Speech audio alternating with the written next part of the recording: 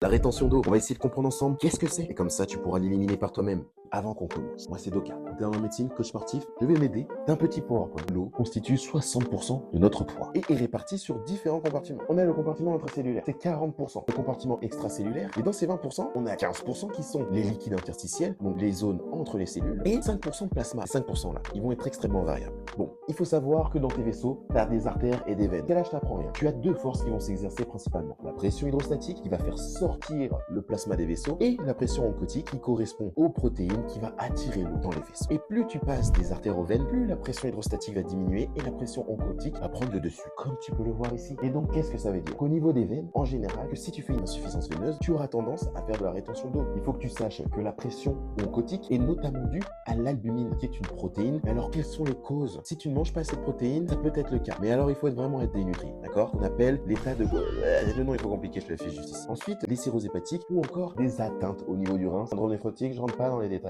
Mais t'as saisi l'idée? Tu comprends maintenant un petit peu mieux le mécanisme de rétention d'eau. Si tu veux qu'on aille voir comment on supprime cette rétention d'eau, on voit Wata en commentaire et on va s'expliquer.